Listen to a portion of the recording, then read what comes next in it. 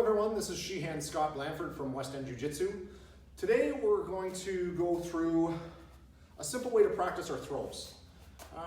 There's a lot of people that think that you need a partner in order to practice these throws, your judo style throws. You don't really need a partner for it. There are ways that you can practice it. Now before we begin though, what I would like to do is go through the 5 basic principles of what I teach on how to do a proper throw in order to make it a successful throw. There's lots of bad ways to do a throw that can get you in a lot of trouble, and I want to break those habits, okay? So we have 5 basic principles that I teach.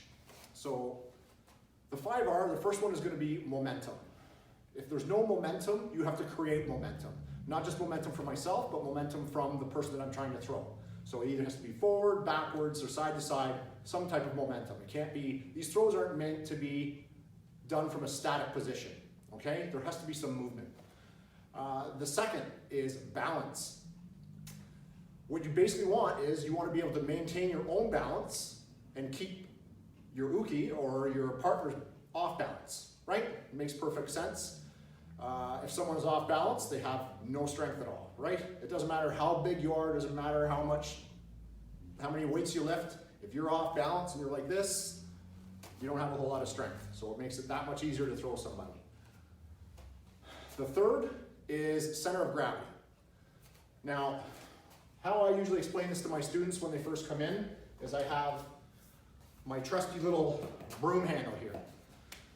Basically what you want to do is you want your center of gravity lower than your opponent's for obvious reasons. If you're running through a field and you hit a fence below your waist, right around your thigh area, there's nothing you can do. You topple right up and over, right?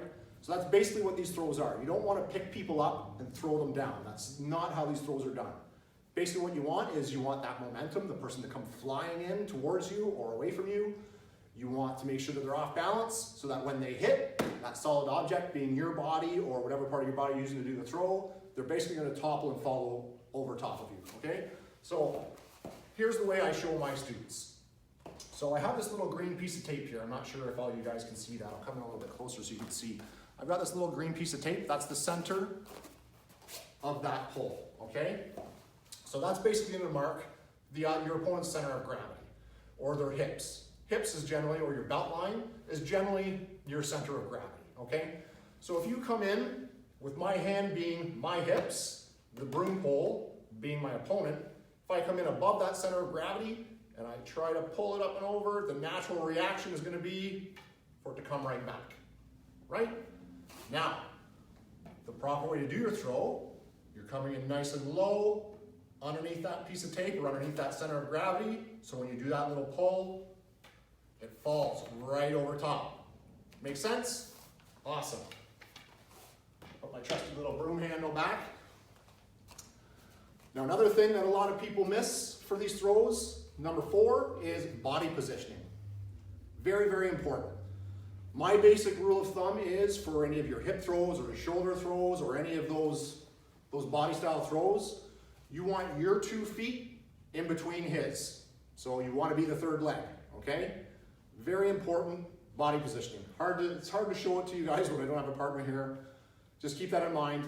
You want to make sure your legs are fairly close together. You don't want to be doing your throws way out here to try and pick someone up and throw them. You're going to lose your balance. You're going to end up on the ground before he does, okay? Or she. He or she. And the last one, of course, is leverage. Everyone knows about leverage. You have to create that fulcrum point, whether it be from the shoulder throw, where you're using your shoulder as the fulcrum point, or your hip as the fulcrum point. You want to make sure that you have a good amount of leverage on your person that you're throwing, okay? Now, I'm going to show you guys an easy way to practice these throws. Just to touch on the body positioning portion of it.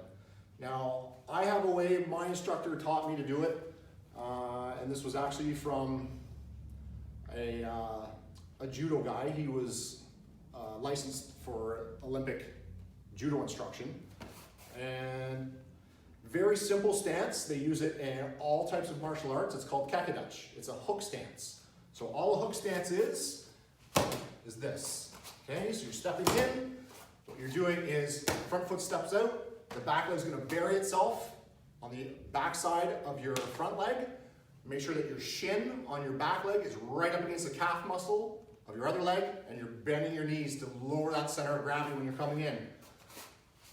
So we're going to apply all 5 of those principles that I just went over with you, okay?